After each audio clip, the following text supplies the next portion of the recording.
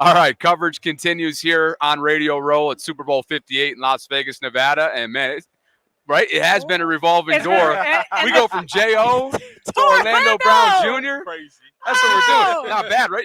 That's Yeah. some big shoes to fill, though, as you know. It is. As you know. When the first time – can you take us back the first time as a Raven you met J.O.? First time I remember, so I got so many stories for you guys. Yes, we want them. The first time I remember meeting J.O. and really having a conversation, we were at WWE Raw. They came to Baltimore. What is that? First Manor Arena, I think is what it was called, or something like that. Royal Farms at the time, Royal right? Farms or something like that. Yeah. Yes. And so they come there, and my dad brought the whole offensive line. We get stuck on the elevator. Oh. As a group. I don't know why they let all of us on this elevator. Yeah, all these offensive linemen. I'm not getting on that elevator. We get stuck on the elevator. And I feel like that was one of my first exchanges between J.O. I was somewhat, I guess, competent enough to understand the game and be able to ask the right questions, and as a 7-year-old, 8-year-old kid would. Okay. So it was definitely not Royal Farms. I thought you were talking about when you were a Raven. Okay, this was years ago. Years okay. before. I got you. Yeah, young I got kid, you. but he's been knowing me forever. Oh, yeah. Yeah, it seems like so. Since you were real young. Well, I got to tell you, because Bobby said you have big shoes to fill. Yeah.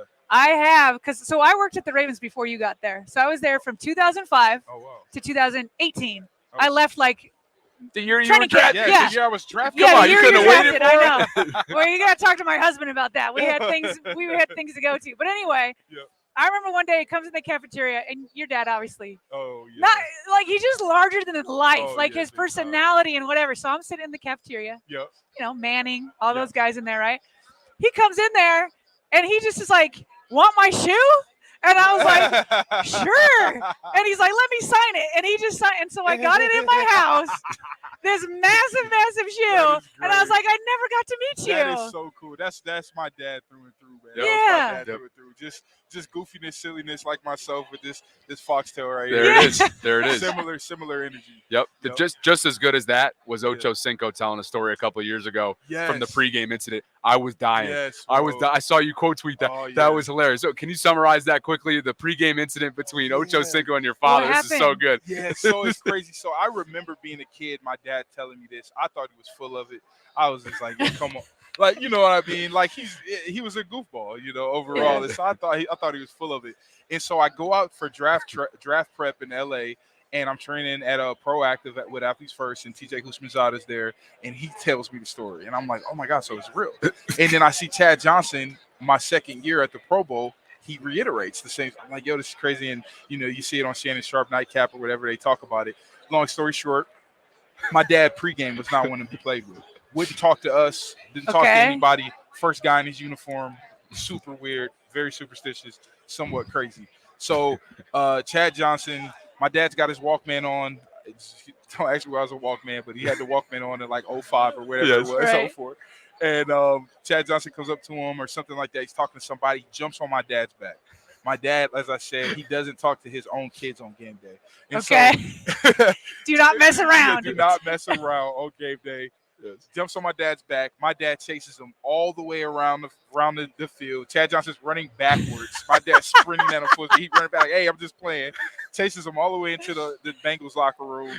And they have to send Raven security in the NFL or the NFL police team to get him out of there or something like that. He's ready to put hands on Chad, man.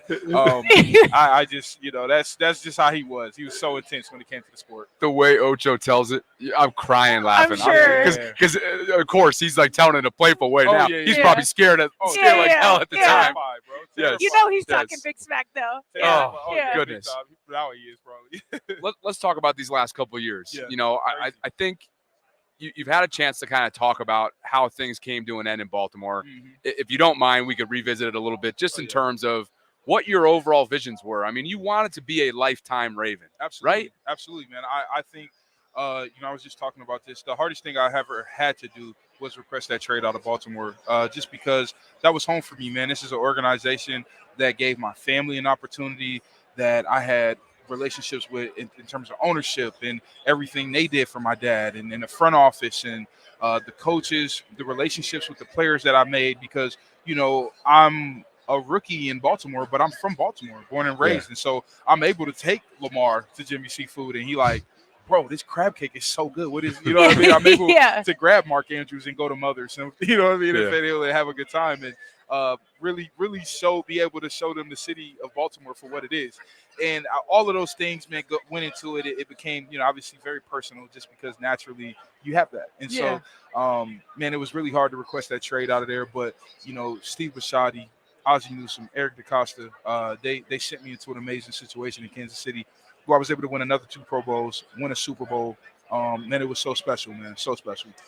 There's so much to unpack there, right? It's like, and I feel like I'm sure you look back and you're like, you think about the phrase like it's not personal, it's just business, right? But at the same time, like, man, you just said it got personal. How did you communicate that aside from the tweet? How did you communicate that to the organization at the time? Well, that was hard too, you know, but because I had to let them know I was serious about it.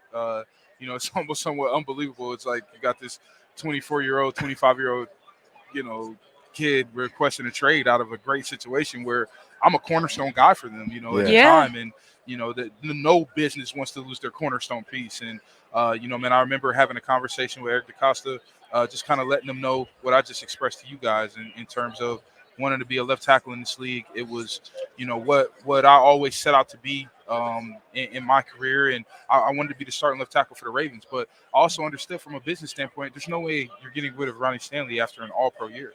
I mean, he had the best year.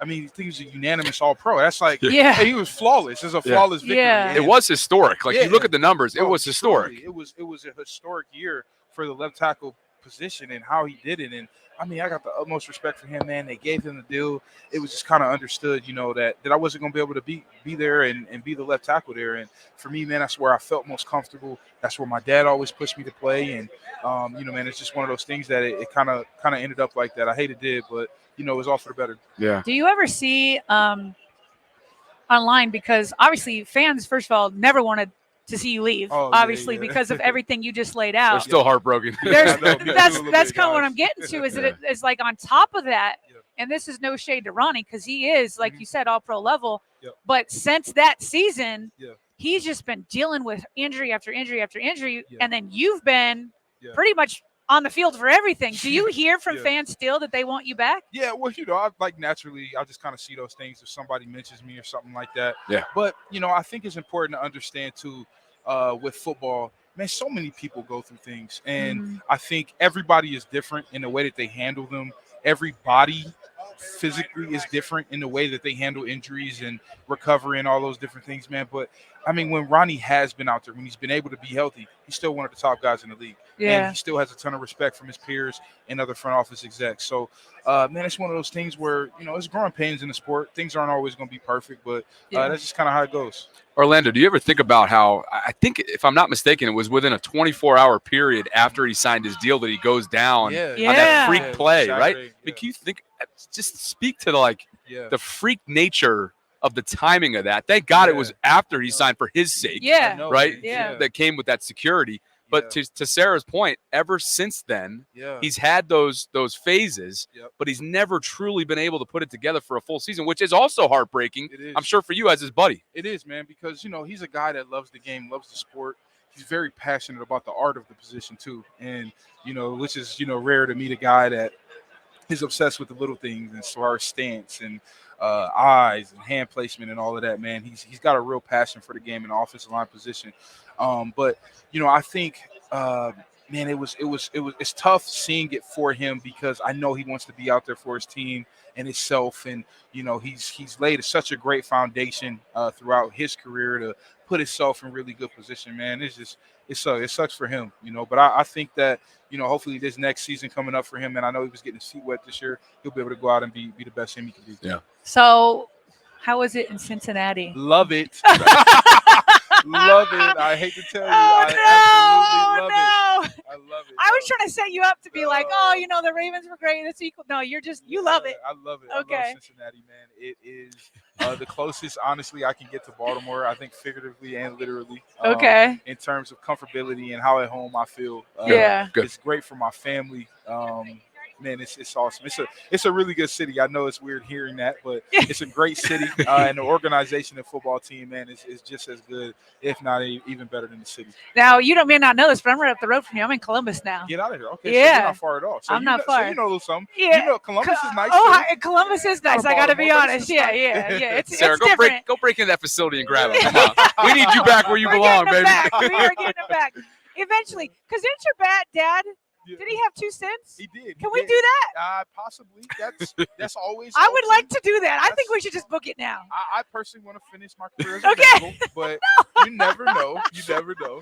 So. Listen, unfortunately, we're up against it right now. Yeah, they gotta go. But man, we have so much to discuss in the future, especially with the quarterbacks that you've now played with in your short time in the NFL. Are you kidding me? Yeah, no. Mahomes, Burrow, and Jackson. Not too bad, but all the greats. Yeah. all right. But we'll stick a placeholder in it for now.